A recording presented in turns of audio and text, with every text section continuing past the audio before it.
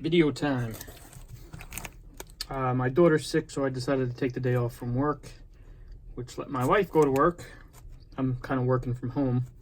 And it also made me available to receive my delivery of parts. The one I was waiting for the most of these, this is my Comet bulb order. Figure we'll go through them. I have my blue flashers for the crane.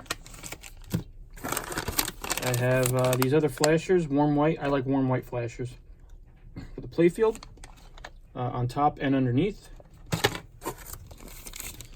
These are red non-ghosting for some of the lights on top of the Playfield. The smart missile light, and I think that's it. I'm probably not going to remember where everything goes. No, these aren't. Yeah, smart missile light and red GI bulb over by the multi-ball on the left side of the Playfield. Some of the yellow wedges for above the chicken hole and the multi-ball hole, whatever you want to call it. Oops. Blue for the same thing I just said for other bulbs. What's this? Wedge, warm white, brilliant crystal. Oh, these are for the pop bumpers. They didn't have red. Red was out of stock, so I just went with white because it has red caps already. More warm white flashers.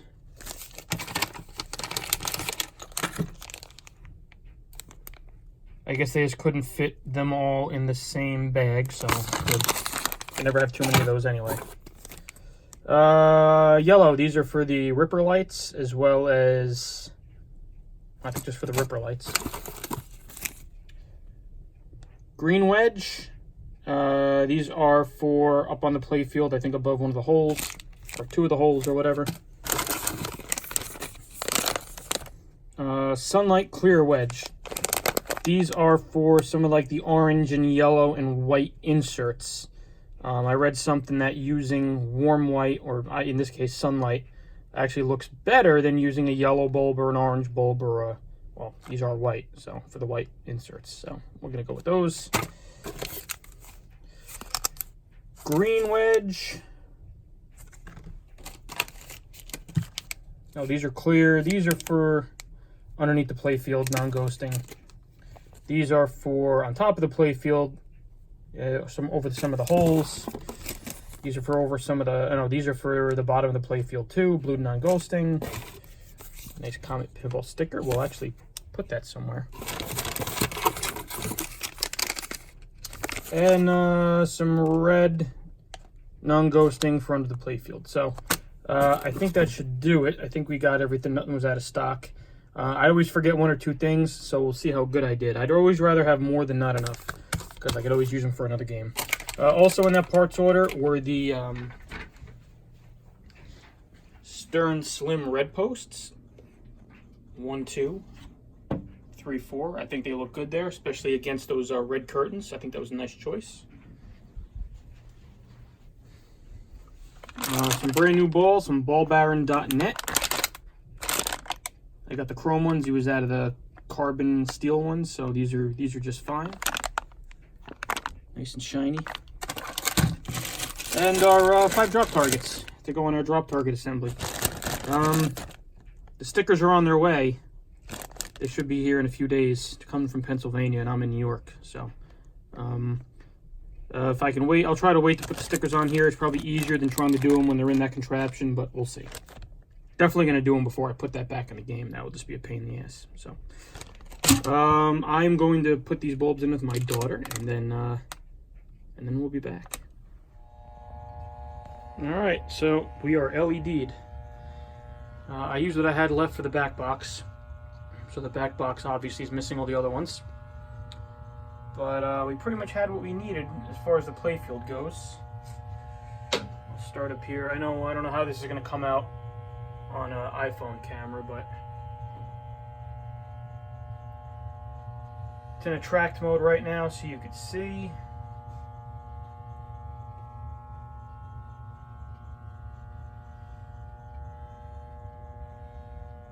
It wasn't quite straight.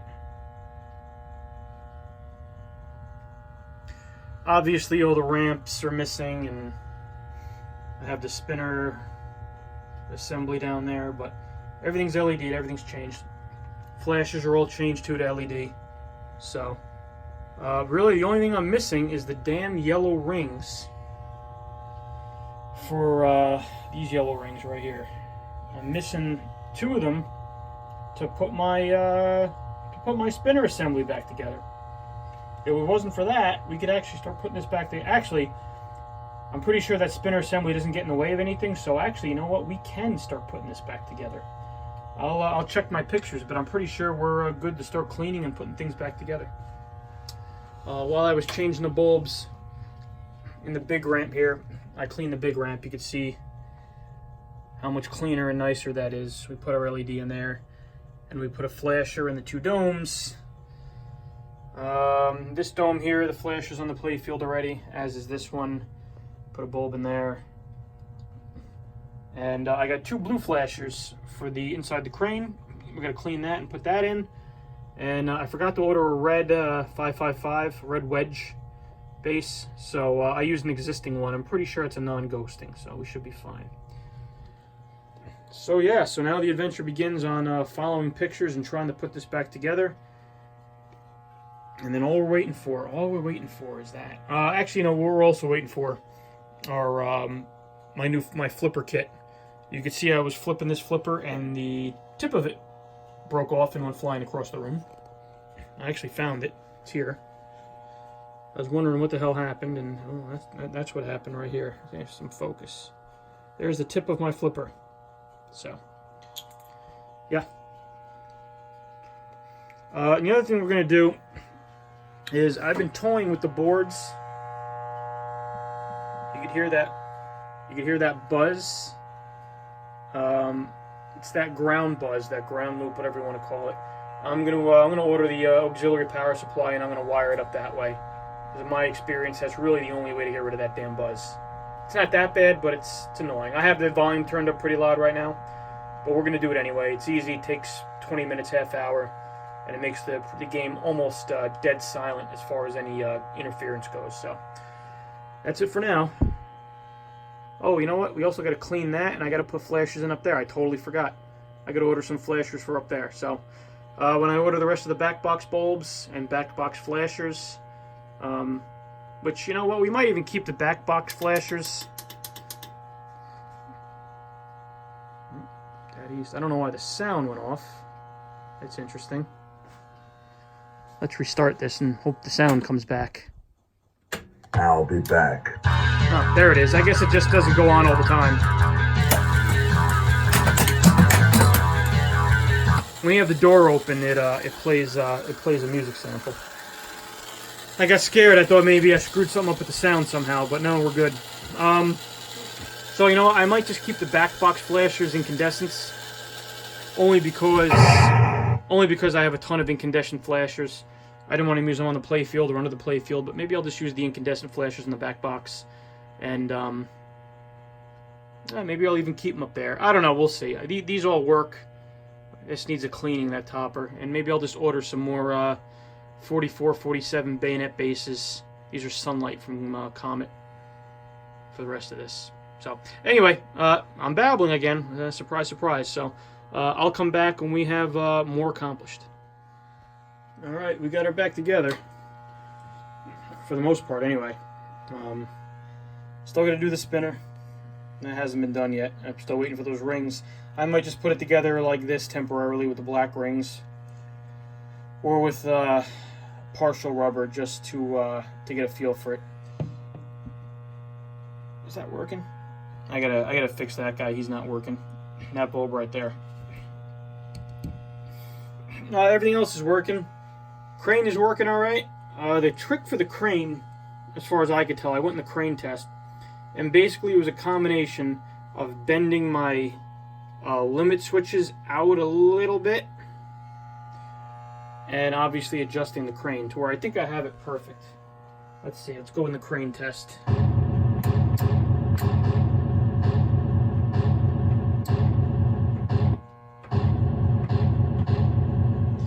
So right now it's on. You can see left crane switch is on. Probably better easier to see like that. We hit the start button to test the crane. Catches a little bit on that ramp. I gotta fix that. And then it swings over. Hits that switch on. Now it's off, obviously, because it released that switch. Comes back over here, and it hits that switch. Oh, it was just on its way back. See, you got to stop it to where it. When the game starts up, it'll move it to the left to that limit switch and stop it right when it hits it, which is what you want.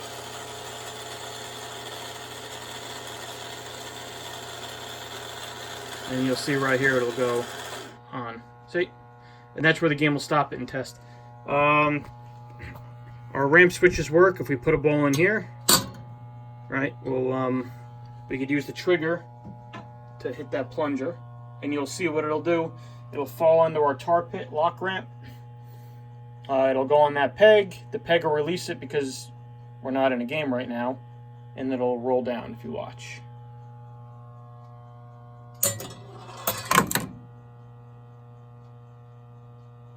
Well, it did it before. Yeah,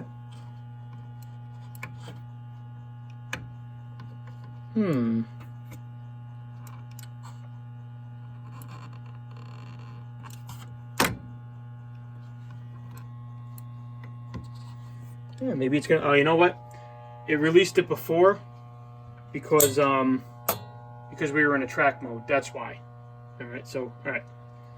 Let's turn this. Let's go past this test. You already saw the crane test.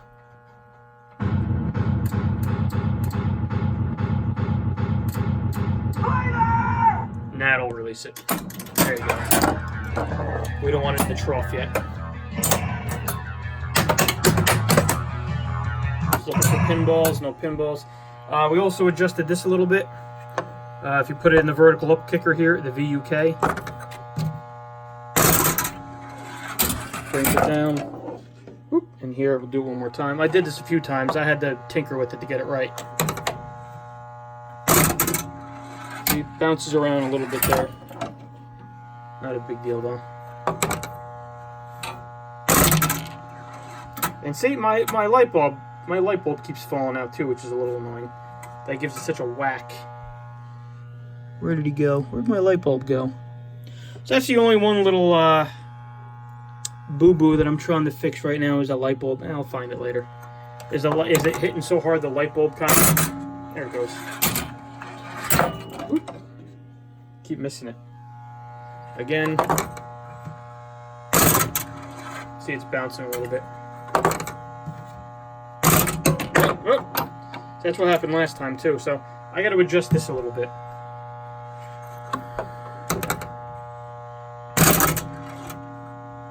Kind of violent. See, as it keeps popping out on me. So, oh, don't do that. All right, thank you. It popped out. So that I got to adjust. It seems to have too much force coming out. So we'll play with that. I'm sure we'll get that. Like I said, I literally just got this back together, started tinkering with it while my kids are in bed. So. It's all for now. We'll work on that light bulb. Probably just bend the contacts a little bit to make it a little bit of a firmer grab. And we got to adjust our wire form here. But looking good. We're getting closer. One of the things I did want to address is our lock ramp. I call it the lock ramp. The proper name for it is the tar pit. And somebody emailed me who knows me and says, you do know you got a big giant notch out of there and holes drilled in it. And you know it's not lined up, right? And that's why the crane rubs against it. And yeah, I know that. I know that, obviously.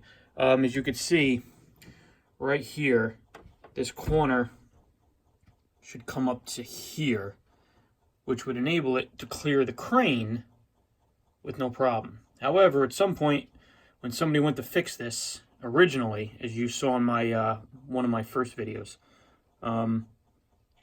they tried to repair it, and they knocked too much meat off this corner, number one. And number two, when I tried to recreate a repair, this little piece of the ramp was getting in the way. It looks like it clears it, but you'll have to trust me on it.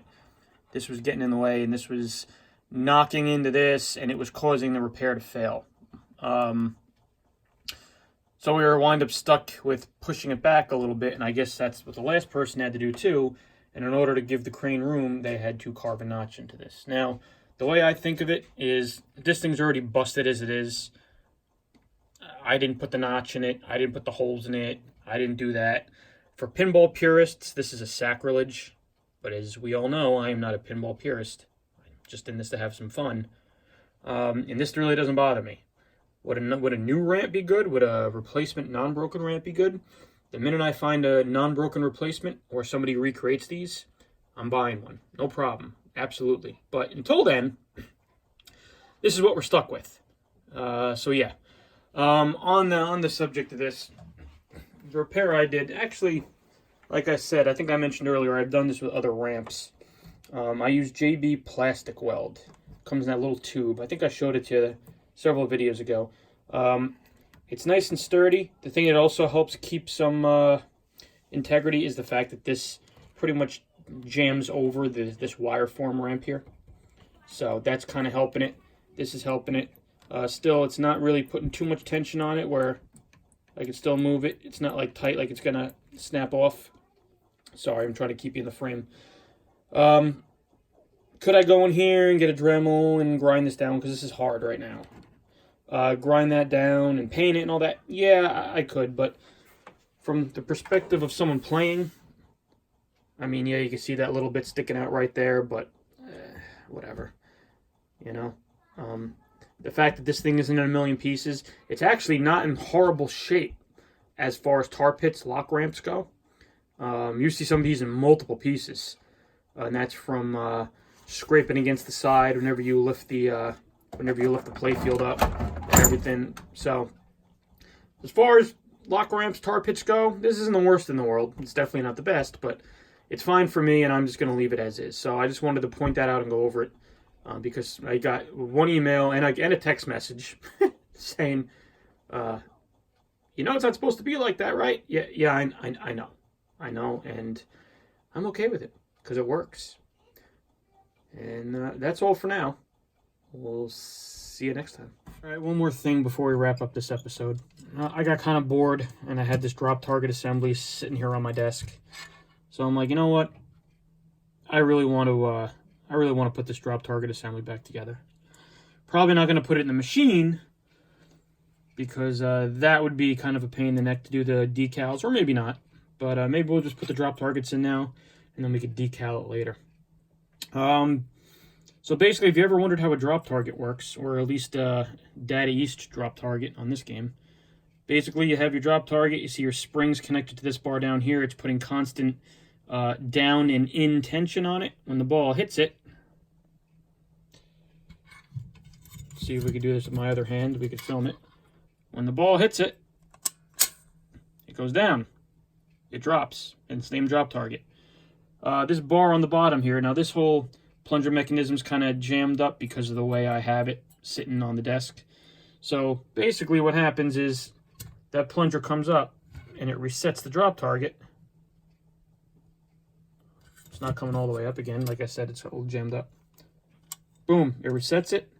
It sits it on that shelf when it goes all the way up. Well, yeah, come on, there we go. So it takes it, basically, it goes down. This is great camera work, huh? I'm going to win an Emmy for this. Bar comes all the way up. Now I have my finger in it. And it sets it right back up on that little ledge, and then your reset bar goes back down.